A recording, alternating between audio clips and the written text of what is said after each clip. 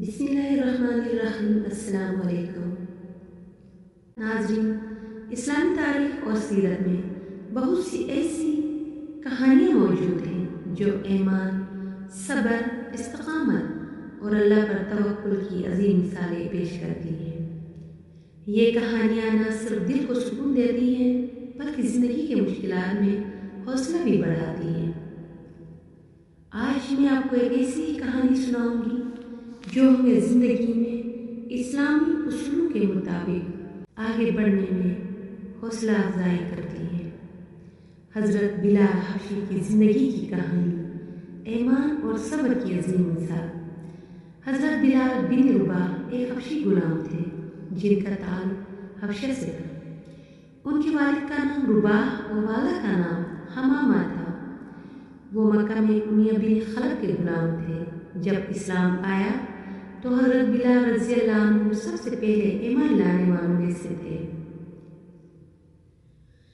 کفار مکہ کو جب پتہ چلا کہ سیاہ فام غلام نے اسلام قبول کر لیا ہے تو ان کی سختیاں حد سے بڑھ گئیں۔ امیہ بن خلف نے انہیں سخت اذیتیں دیں۔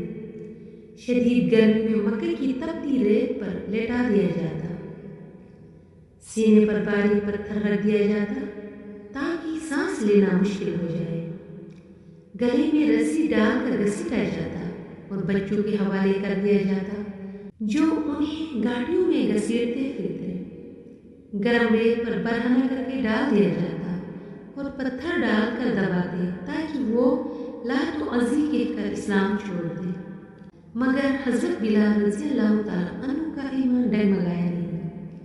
وہ بس ایک لفظ دہراتے رہے، احدن احدن، اللہ ایک ہے، اللہ ایک ہے۔ یہ سن کر کفار اور بھی غصے میں آ جاتے۔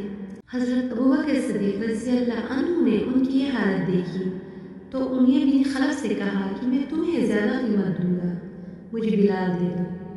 حضرت ابوبکر رضی اللہ عنہ نے انہیں خرید کر آزاد کر دیا۔ آزادی کے بعد حضرت بلال رضی اللہ عنہ رسول اللہ صلی اللہ علیہ وآلہ وسلم کے خاص ساتھی بنے۔ آپ صلی اللہ علیہ وآلہ وسلم نے انہیں مسجد نبوی کا پہلا مؤذن بنایا۔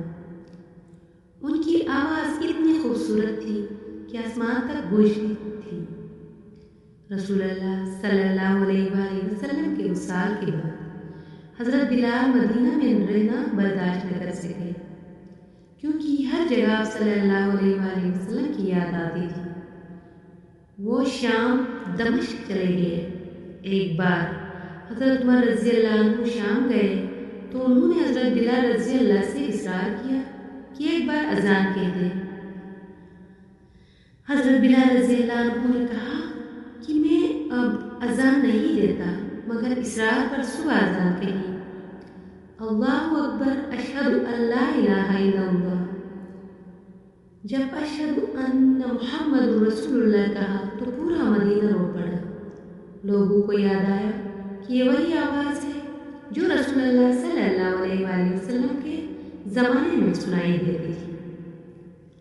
حضرت عمر رضی اللہ عنہ بھی روئے اور کہا، آج مسلمانوں کا سردار گزر گیا۔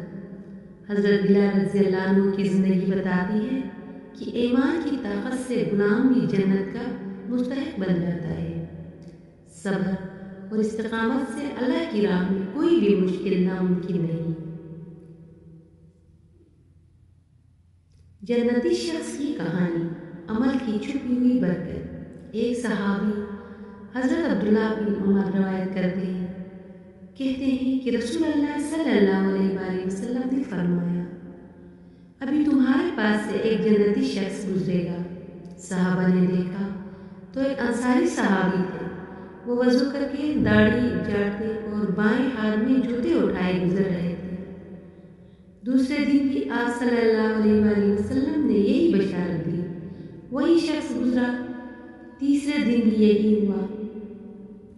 حضرت عبداللہ بن عمر رضی اللہ نے ان کے پیچھے جا کر کہا کہ مجھے گھر میں ایک مسئلہ ہے، میں نے قسم کھائی ہے کہ 3 دن گھر نہیں جاؤں گا، مجھے اپنے گھر میں ٹھہرنے دے۔ وہ راضی ہو گئے۔ حضرت عبداللہ بن عمر رضی اللہ نے 3 دن ان کے گھر قیام کیا اور ان کے ایمان کا مشاہدہ کیا۔ رات کو وہ معمولی عبادت کرتے، ذکر کرتے، بھلائی کی باتیں کرتے، کوئی خاص عمل نظر نہ آئے۔ 3 دن بعد حضرت عبداللہ بن عمر رضی اللہ عنہ نے حقیقت بتائی کہ رسول اللہ صلی اللہ علیہ وآلہ وسلم نے تمہیں جنتی قرار دیا تھا، اس لیے میں نے دیکھا کہ تمہارے اندر کیا خاص عمل ہے۔ وہ رو پڑی اور بولی، میرے پاس کوئی خاص عمل نہیں سوائے اس کے کہ میں دن بھر لوگوں سے لڑائی جھگڑا نہیں کرتا، نہ کسی کو دکھ دیتا ہوں، نہ دل میں کسی کے لیے بغض رکھتا ہوں۔ جب کوئی غلطی کرتا ہے تو معاف کر دیتا ہوں اور ہمیشہ اللہ سے معافی مانگتا ہوں۔ یہ سن کر حضرت عبداللہ بن عمر رضی اللہ عنہ حیران رہ گئے۔ اللہ کے ہاں بڑے اعمال سے زیادہ دل کی پاکیزگی، صبر، معافی اور توکل اہم ہے۔ روزمرہ زندگی میں چھوٹے اعمال بڑی کامیابی دلا سکتے ہیں۔